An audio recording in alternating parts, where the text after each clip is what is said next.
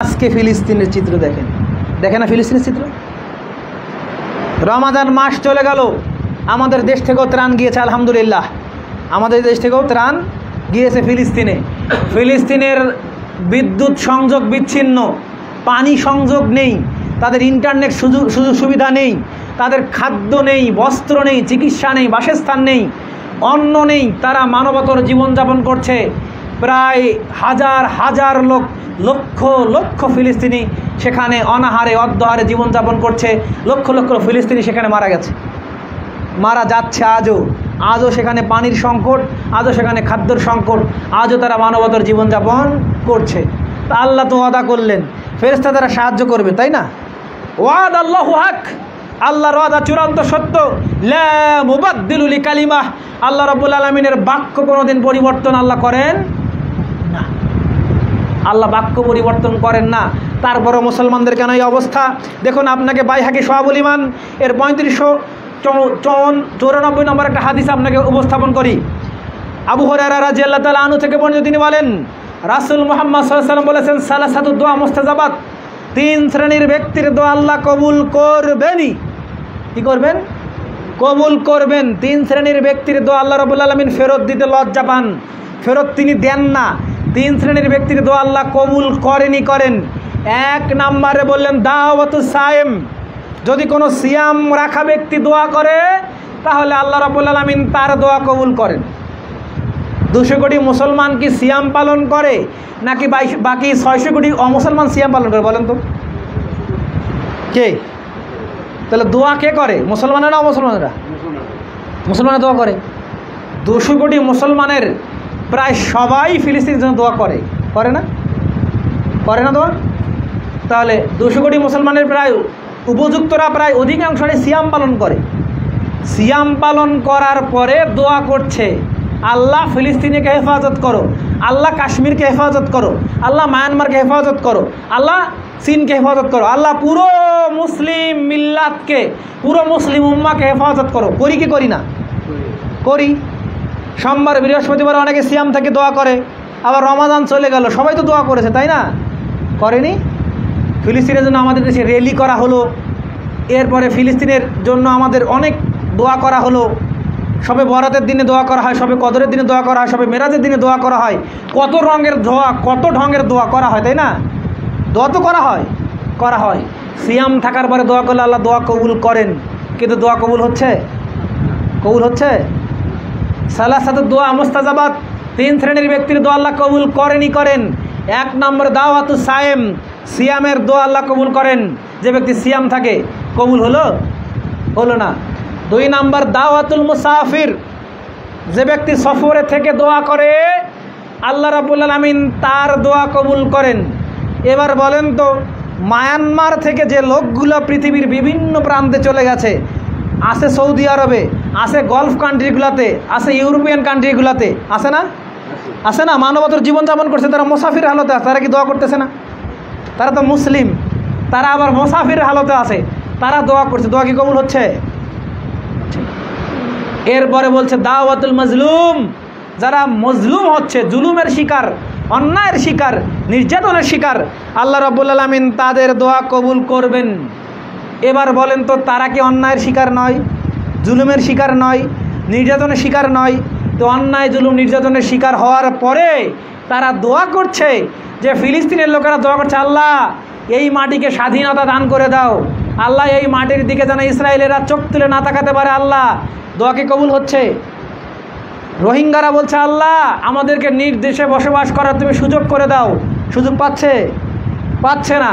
আবার এদিকে কাশ্মীরের মুসলমানরা, যেখানে কাশ্মীরের রক্ত হচ্ছে মুসলমানদের রক্তে রঞ্জিত রেগুলার, যেখানে মা বোনদেরকে পাইকারি ধরে দর্শন করা হচ্ছে, এই মুসলিমরা কি বারবার দোয়া করছে না? তাদের দোয়া কি কবুল হচ্ছে না। যে 3 শ্রেণীর ব্যক্তির দোয়া আল্লাহ কবুল করবেন, আল্লাহর ওয়াদা, এরপরে দোয়া কবুল হচ্ছে না কেন? কারণ এই দোয়াগুলো কবুল হওয়ার জন্য আবার আল্লাহর পক্ষ থেকে শর্ত এসেছে। কি এসেছে? শর্ত এসেছে। আমরা যে দোয়া করি না অনেক সময়, আমাদের দোয়াগুলো কি কবুল হয়? কবুল হচ্ছে না, হয় না। মুসলিম মিল্লার দোয়া কবুল হচ্ছে না, হয় না। কেন হয় না? কারণ দোয়া কবুল যে মানদণ্ডে হওয়ার, এই মানদণ্ডে পড়ে না, এই মানদণ্ডে পড়ে না, তাই দোয়া কবুল হচ্ছে না। দোয়া কবুলের জন্য শর্ত হচ্ছে 1 নাম্বার আকিদায়ে সহিহা, বিশুদ্ধ নির্ভেজাল আকিদা লাগবে।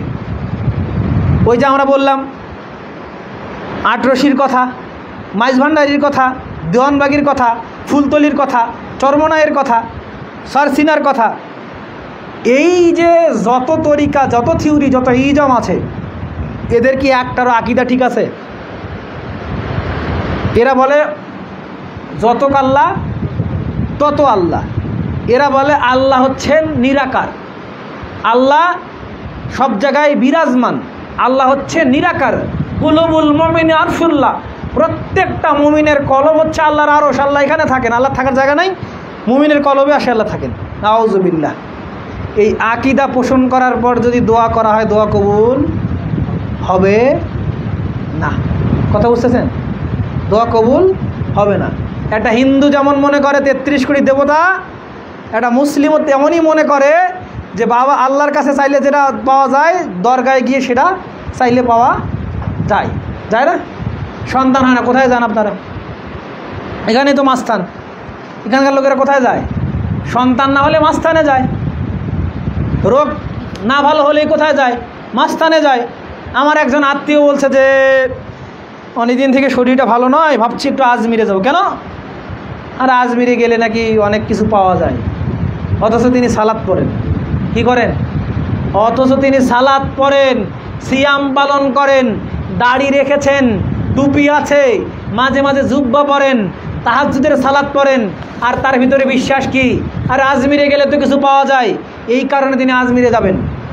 আমি নিজে একবার গেলাম আপনার চট্টগ্রামের বাইজিদ বোস্তামির মাজারে, আপনারা গেলে দেখবেন বাইজিদ বোস্তামি নামে একজন ব্যক্তি, যিনি ইরানের বোস্তাম নগরীতে জন্মগ্রহণ করেছিলেন, তিনি সেখানেই ছিলেন। তিনি নিজেকে আল্লাহ দাবি করেছিলেন। কি দাবি করেছিলেন? তিনি নিজেকে আল্লাহ দাবি করেছিলেন। এরপর ওই ব্যক্তি জীবনে কোনোদিন বাংলাদেশে আসে নাই, তারপরেও তার নামেই বাংলাদেশে মাজার চালু রয়েছে। সেখানে আমি গেলাম, তো আমাকে বলা হচ্ছে যে জুতা খুলে প্রবেশ করুন, জুতা না খুলে প্রবেশ করা যাবে না। তা আমি তো জুতা খুলবো না, জুতা আমি খুলবো না। তো বলছে আপনার তাহলে প্রবেশ করাও নাই। তা আমার সঙ্গে যারা সফর সঙ্গে ছিলেন তখন বলছে, হুজুর আপনি তো বিভিন্ন ওয়াজ মাহফিল করেন, তো যদি সরাসরি চোখ দিয়ে না দেখেন তাহলে আপনি কি ওয়াজ করবেন, একটু জুতা খোলেন। তো খুললাম, বাধ্য হয়ে জুতা খুললাম, মহব্বত করে নাই, বাধ্য হয়ে জুতা খুলে দেখলাম ভাই বিশ্বাস করুন টকবকে যুবক, 20 থেকে 25 বছর বয়স হবে যুবকটার, সুদর্শন সুন্দর চেহারা, সে ডাইরেক্ট মাজারে সেজদা দিচ্ছে, সেজদা দিয়ে সেখানে কান্নাকাটি করছে, সে চাচ্ছে বাইজিদ বোস্তামির কাছেই। ও আল্লাহকে সেজদা দেয় কিনা আল্লাহ ভালো জানে, ওখানে সেজদা দিচ্ছে। বের হয়ে দেখলাম অনেকে আবার সুতা ওর মাজারে বিভিন্ন জায়গায় বেঁধে রাখছে। বের হয়ে দেখলাম কয়েকটা নর্দমা, কয়েকটা নালা, কয়েকটা ক্যানেল থেকে পানি এসেছে পুকুরে, সেই পানিগুলোতে কিলবিল কিলবিল করছে একগুলো পোকা, আর মানুষজন ওই বোতলে করে পোকাগুলো তুলছে কি? তাবাররুকের জন্য, বরকতের জন্য। যে ব্যক্তি এটা বিশ্বাস পোষণ করবে, ও যদি দোয়া করে কোনোদিন দোয়া কবুল হবে। ও যদি 1000 কোটি বছর হায়াত পায়, আর ও যদি মনে করে যে দুর্গাও দেয়, দরগাও দেয়, আল্লাহও দেয়, আল্লাহর ইকুয়াল, সবাই সমান, তাহলে ওর দোয়া জীবনে কবুল হবে? এবার বলেন তো বাংলাদেশ না পুরো পৃথিবীতে মুসলমান কতজন এরকম পাওয়া যাবে যে তারা আল্লাহর সঙ্গে আরেকজনকে ডাকে না? সেই নূহ আলাইহিস সালামের জামানায় যেমনভাবে আদ, সুয়াদ, ইয়াগুজ, ইয়াকুত, নাসরকে ডাকা হতো, সেই মক্কার কুফাররা যেমনভাবে ডেকেছিল লাত, মানাত, উজ্জা, হবলকে, আজ সেভাবেই ডাকা হয় বাইজিদ বোস্তামিকে, শাহজালালকে, শাহপরানকে, শাহ মখদুমকে, চরমনাইয়ের পীরকে, আটরশির পীরকে, মাইজ ভান্ডারি পীরকে, দেওয়ানবাগির পীরকে, এইভাবেই ডাকা হয়, এইভাবেই ডাকা হয়। তো তাহলে ওই যে আবু জেহেলের কাবা ঘরের গিলাফ ধরে দোয়া কবুল হলো না, এইভাবে কি আমাদের এই মুসলমানদের দোয়া যাদের আকীদার মধ্যে কবুল হবে? কবুল হবে না। অবাক হয়ে যাবেন আশ্চর্য ধরনের বিষয়, পৃথিবীতে 200 কোটি মুসলমান যদি আপনি কাউন্টিং করেন, 200 কোটি মুসলমান দূরের কথা, 1 কোটি মুসলমান আপনি পাবেন না এক আল্লাহতে সঠিকভাবে অবিচল আস্থা রাখে এবং আকীদা সঠিক। 100 কোটিও 1 কোটি পাবেন 200 কোটির মধ্যে। দোয়া কবুলের শর্ত 2 নাম্বার আকীদায়ে সহিহা, বিশুদ্ধ নির্ভেজাল লাগবে কি আকিদা, এরপরে লাগবে নির্ভেজাল তরিকা।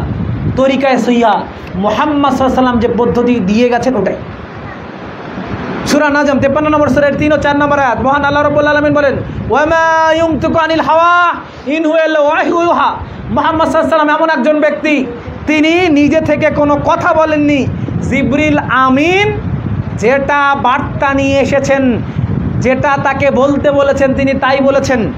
রাসূল মুহাম্মদ সাল্লাল্লাহু আলাইহি ওয়াসাল্লাম একদা ওযু করছেন, ওযু করা শেষে থুতনিতে 1 আঞ্জলি পানি ঢেকে দিচ্ছেন। পানি ঢুকে দিয়ে সাহাবাদেরকে বলছেন, হাযা আমরুনা রাব্বি, এভাবেই আমার প্রতিপালক আমাকে আদেশ করেছেন।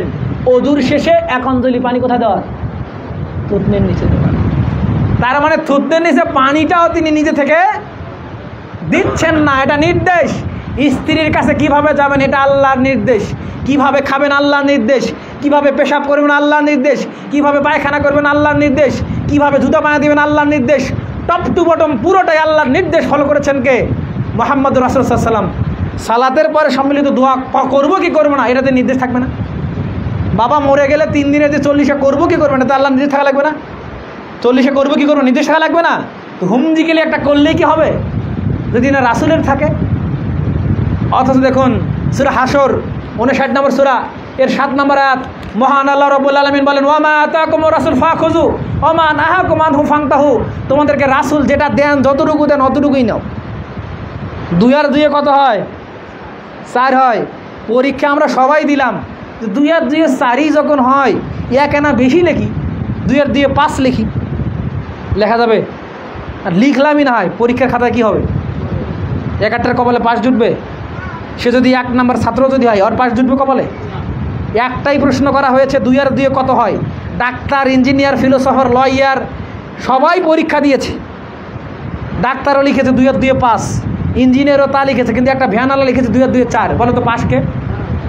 কথা বুঝতেছেন? কে পাস? ভ্যানওয়ালা পাস। তো যে ব্যক্তি বাইতুল মোকাররমের ইমাম, যে ব্যক্তি বড় মসজিদের ইমাম, সে ব্যক্তি যদি বলে রাসূল মুহাম্মদ সাল্লাল্লাহু আলাইহি ওয়াসাল্লাম যেকনা দিছেন ওকনা আমাদের হবে না, আমাদের কেন বেশি করা লাগবে? বলবি না বেশি করবো, কি করবো? হাত তুলিয়ে না দোয়া করবো, এরপরে না খতম করবো, না 40 করবো, না কি করবো? খাজে গান করবো, একটা ইউনুস খতম করবো, এগুলো না করবো। দেখি তো সমস্যা কোথায়? সমস্যা ওখানেই যে 2 আর 2 পাস হয়ে গেল, দোয়া কবুল, ইবাদত কবুল হবে না। 3 নম্বর ইখলাসুন নিয়্যা। মহান আল্লাহ রাব্বুল আলামিন সূরা বাইয়িনা এর 5 নম্বর আয়াতে বলছেন, ওয়া মা উমিরু ইল্লা লিয়াবুদুল্লাহি মুখলিসিনা লাহুদ্দিন। কেবলমাত্র শুধুমাত্র দিনটা খালেসভাবে হতে হবে। কার জন্য? আল্লাহ রাব্বুল আলামিনের জন্য। আপনি বলবেন, হুজুর আমি তো আহলে হাদিস মানুষ, আমার তো আকীদা ঠিক আছে, আমি আল্লাহকে বিশ্বাস করি, শিরক করি না। আমার তো তরিকা ঠিক আছে, আমি মুহাম্মদ সাল্লাল্লাহু আলাইহি ওয়াসাল্লামের পদ্ধতিতে ইবাদত করি, আমি বেদাত করি না, আমি রাফুল ইয়াদাইন করি, জোরে আমিন বলি, বুকে হাত বাঁধি, আমি মিলাদ পড়ি না, খতম করি না, 40 করি না, ওরসে যাই না, ইত্যাদি করি না। 2টা বিষয় আপনার ভালো, আলহামদুলিল্লাহ ভালো, তাই না? 3 নাম্বার কি বললাম? ইখলাসুন নিয়্যাহ। বিশুদ্ধ থাকতে হবে, খালেস হতে হবে নিয়তটা। ইন্নামাল আমালু বিন্নিয়া, নিয়তের উপরে নির্ভর করবে সব কিছু। এবার দেখুন নিয়তটা কীরকম হতে হবে। সূরা আনআম 6 নম্বর সূরা এর 162 নম্বর আয়াত। কত নম্বর আয়াত? সামনে আগে আসেন। কত নম্বর আয়াত বললাম? 162 নম্বর আয়াত। মহান আল্লাহ রাব্বুল আলামিন বলেন, কুল, হে নবী আপনি বলে দিন, ইন্নাস সালাহ, নিশ্চয় সালাত, ওয়া নুসুকি ওয়া মাহইয়াই ওয়া মামাতি লিল্লাহি রাব্বিল আলামিন। নিশ্চয় আমার সালাত, নিশ্চয় আমার কোরবানি, নিশ্চয় আমার বেঁচে থাকা, নিশ্চয় আমার মৃত্যুবরণ করা, সবটাই হতে হবে আল্লাহ রাব্বুল আলামিনের জন্য। তাহলে আমরা জুমায় যারা এসেছি, কার জন্য এসেছি? আল্লাহর জন্য এসেছি। ফজরে কার জন্য আসি নাই? বলেন, শয়তানের জন্য আসি না। তাহলে আফাতুমিনুনা বিবাদিল কিতাব ওয়া তাকফুরুনা বিবাদ। আমরা কি কিতাবের কিছু অংশ মানব আর কিছু অংশ মানবো না? মানে জুমা কোনা নেব, ফজর কোনা নেব না, আবার আসর কোনা নেব না, এরকম। কিন্তু আমরা অধিকাংশ মানুষ কি করছি? এটাই করছি কি না? আজকে জুমার দিনে বাংলাদেশ তদন্ত করে দেখেন, মসজিদ তো ভরেছে, বারান্দা পর্যন্ত ভরে গেছে। ওই রোদে গিয়ে কেউ যদি সালাত পড়তে হয়, রোদে 2 রাকাত সালাত পড়ে দৌড় মারবে, কথা বাস্তব। কিন্তু ফজরে প্রথম কাতারই পাওয়া যায়। প্রথম কাতারের জন্য প্রতিযোগিতার কথা বলা হয়েছে, প্রথম কাতার ফাঁকাই থাকে, এরপরেও নেই। তাহলে যে সালাতটা আমার জুমার সালাত হচ্ছে আল্লাহর জন্য, ফজরটা আমার আল্লাহর জন্য হচ্ছে না। তার মানে সালাত তাহলে আমার আল্লাহর জন্য নয়, কথা বুঝতেছেন না? এরপরে আমার কোরবানি কার জন্য? কোরবানি কার জন্য? আল্লাহর জন্য। আল্লাহ বলছেন আল্লাহর জন্য যেন হয়, কিন্তু আমাদের কোরবানি কার জন্য হয়? আচ্ছা, এই কোরবানি মানে কি এই যে কোরবানির দেশে গরু কোরবানি, এটাই? গরু কোরবানি, বকরি কোরবানি, দুম্বা কোরবানি, উট কোরবানি, এটাই কোরবানি? মানে আপনার সব কিছু কোরবানি। কোরবানি মানে কি? আপনার জান কোরবানি, মাল কোরবানি, সময় কোরবানি, মেধা কোরবানি, মনন কোরবানি, সব কিছুই কোরবানি। কোরবানি মানে আমরা বুঝি যে জিলহজের 10 তারিখে যেটা পশু জবাই করা হয়, পশু জবাই করার পর ফ্রিজ আগে কেনা আছে কি, এই যে ফ্রিজ তো একটা আছে, ওটা দিতে হবে না, ডিপ ফ্রিজ কিনতে হবে, কারণ এবার কোরবানির বড় গরু কিনবো। এরপর ফকির মিসকিন পাক আর না পাক নিজের ফ্রিজ তো ভরাট করতে হবে। এই জন্য ওই কোরবানি আমরা বুঝি।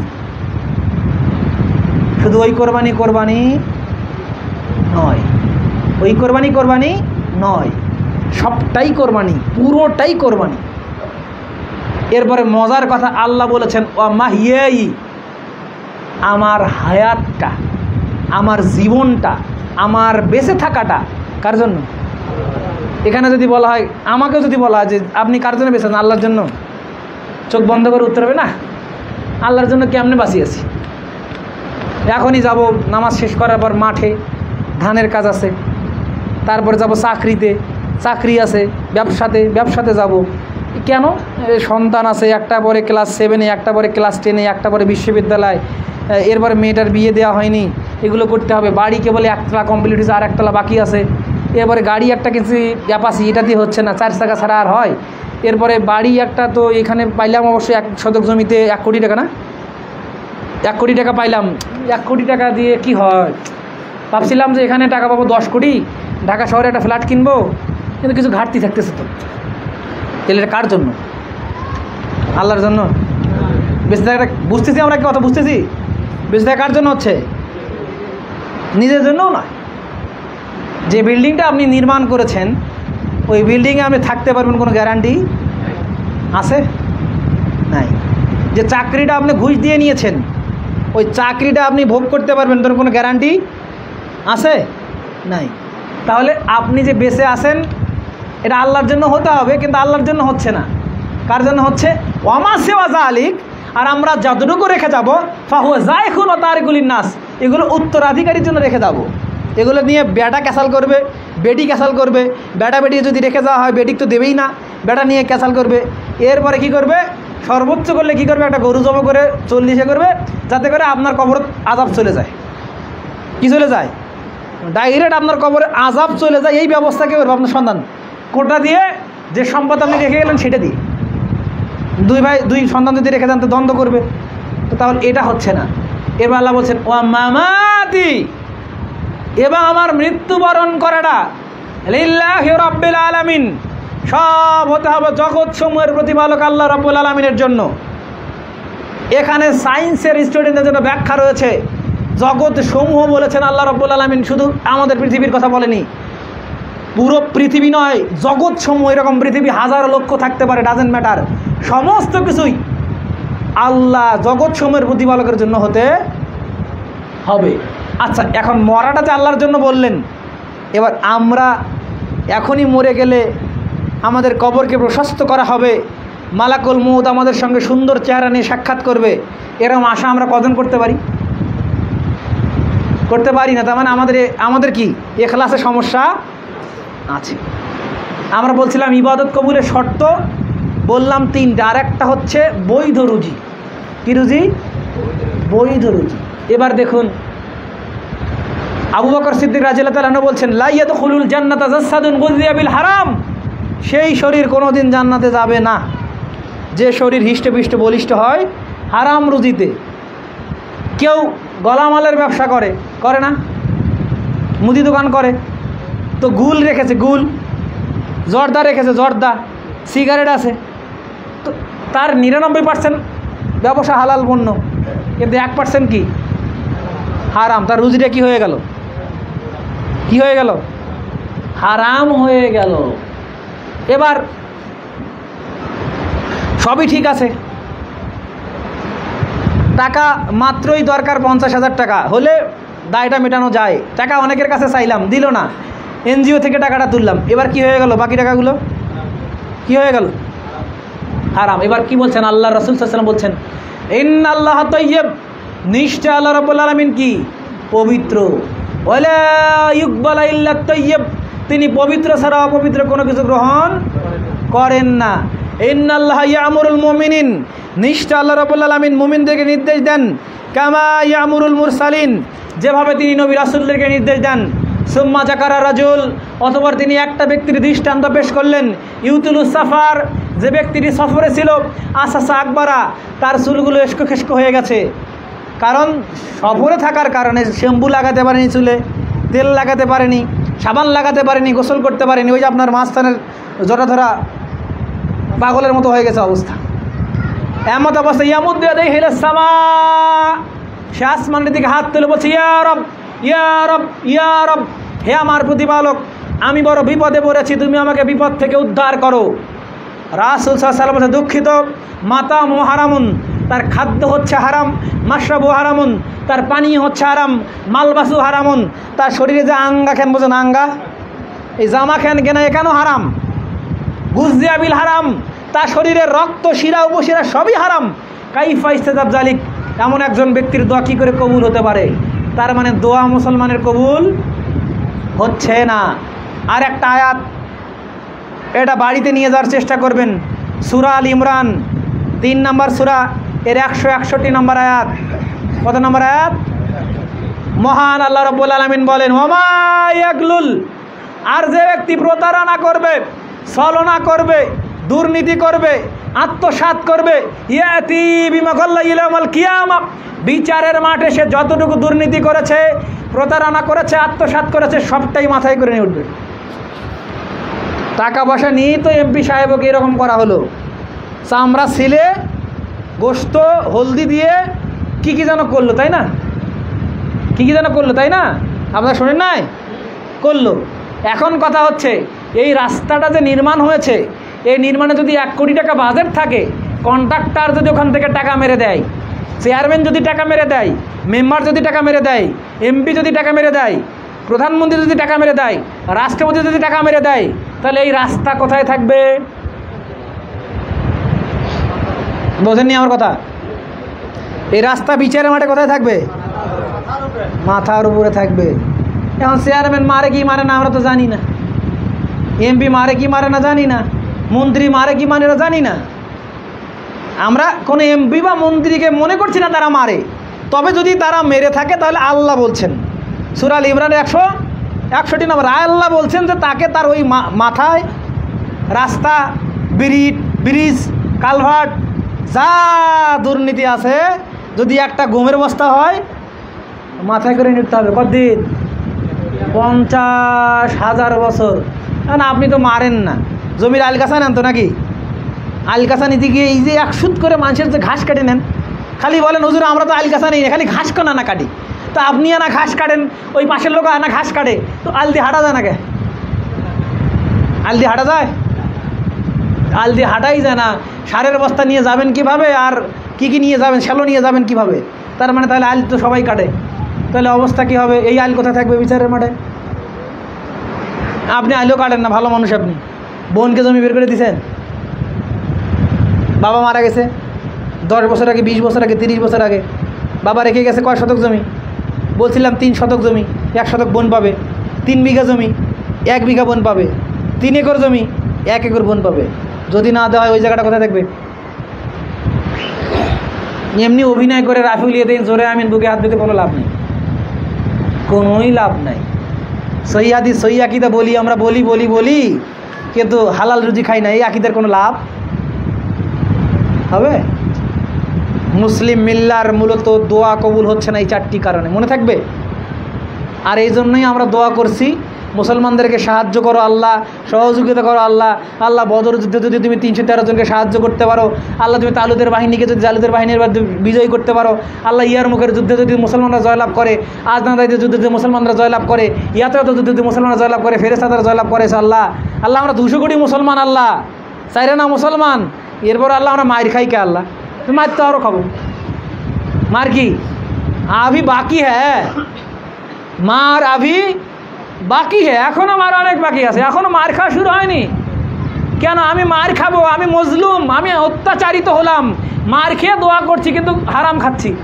আল্লাহ বলি তোর দোয়া আমি কবুল করো না, তোর দোয়া মই কবুল করো না, মানে দোয়া কবুল হবে না। সমর্থ উপস্থিতি।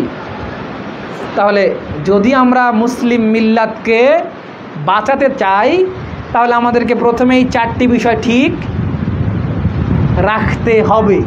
এই 4টি বিষয় ঠিক রাখার পর যদি আমরা শুধুমাত্র গোপনেও আল্লাহকে বলি, আল্লাহ আল্লাহ তুমি মজলুমের দোয়া শোনো আল্লাহ, আল্লাহ তুমি মুসাফিরের দোয়া শোনো আল্লাহ, আল্লাহ তুমি সায়েমের দোয়া শোনো আল্লাহ, আল্লাহ আমরা দোয়া করছি আল্লাহ, আল্লাহ তুমি ফেরেশতা দ্বারা আমাদেরকে সাহায্য করো। আল্লাহ সাহায্য করতে বাধ্য, কথা মনে বোঝেননি?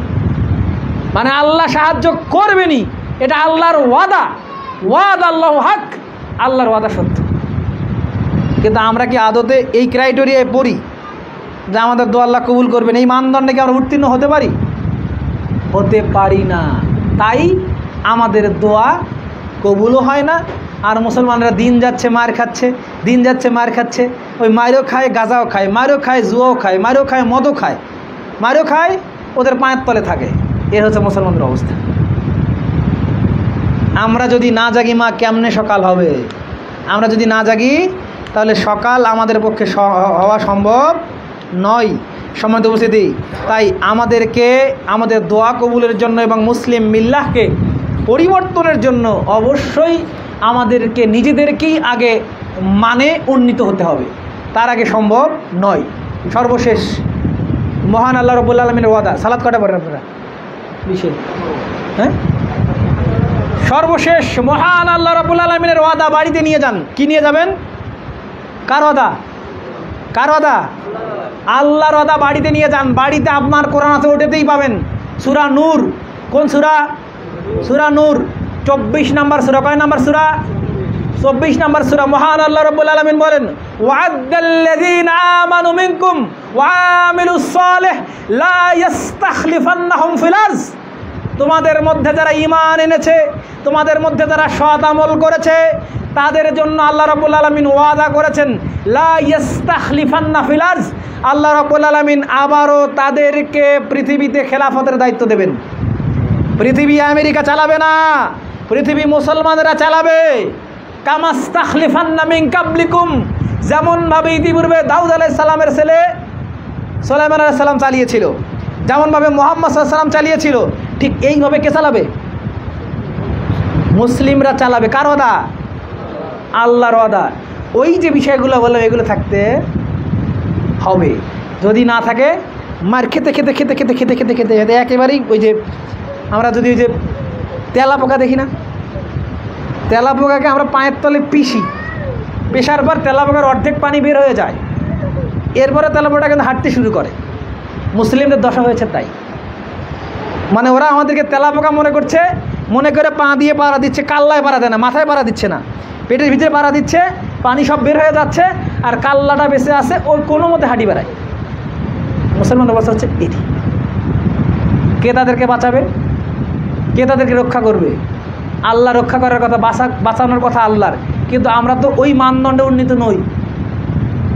অতএব আসুন, মুসলিম মিল্লাহকে যদি আবার শক্তিশালী করতে চাই, আবার ঐক্যবদ্ধ করতে চাই, আবারও যদি পুরো পৃথিবীর খেলাফত আমরা পেতে চাই, তাহলে অবশ্যই আমাদেরকে উল্লেখিত গুণে গুণান্বিত হতে হবে। তাহলেই ওয়াদ আল্লাহু হক, আল্লাহর ওয়াদা চূড়ান্ত সত্য। আল্লাহ অবশ্যই ফেরেশতা দ্বারা আমাদেরকে সাহায্য করবেন। আমেরিকার 1 সেকেন্ড টাইম থাকবে না। কয় সেকেন্ড? 1 সেকেন্ড আমেরিকার মতো দেশের টাইম থাকবে না। আর আপনার তো কি বলে ওটাকে, যে ইসরায়েলের তো টাইমই নেই, পুরো পৃথিবী মুসলমানদের কাছে পাবে না। সর্বশেষ একটা কথা আপনাকে বলে যাই, ইতালির আপনারা রোম নগরীর নাম শুনেছেন। এই রোম নগরী একটা নদীর তীরে অবস্থিত। এই রোম নগরী মুসলমানরা ধ্বংস করবে কোনো পারমাণবিক অস্ত্র দিয়ে নয়, শুধুমাত্র 70,000 মুসলিম যাদের ঈমান, আমল, আকীদা, আখলাক, মানহাজ সব কিছুই এই পরীক্ষায় উত্তীর্ণ, এই টাইপের 70,000 ঈমানদার যাবে, গিয়ে শুধুমাত্র তাকবীর দেবে, লিল্লাহে তাকবীর, আল্লাহু আকবার। এই তাকবীর দেওয়ার সঙ্গে সঙ্গে রোম নগরী ধ্বংস হয়ে যাবে। কথা কি আকলে কুলায়?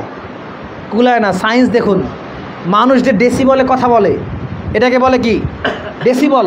যে ডেসিবলে কথা বলে, যে শব্দের যে মাত্রায় কথা বলে, এগুলো যদি অনেকগুলো লোকের একই সমান মাত্রা লেভেলটা হয়, তাহলে এটা পারমাণবিক বোমার চেয়ে শক্তিশালী। আর আল্লাহ রাব্বুল আলামিন তখন করবেন 70,000 মুসলিম যাবে, তাকবীর দেবে, মুসলমানদের রাজ্য জয় করবে। কিন্তু আমাদের মতো মুসলমান 200 কোটি দিয়ে কোনো কাজ হবে না। তাই আসুন আমরা প্রকৃত মুসলমান হওয়ার চেষ্টা করি। আল্লাহ রাব্বুল আলামিন আমাদের সে তৌফিক দান করুন। আমিন।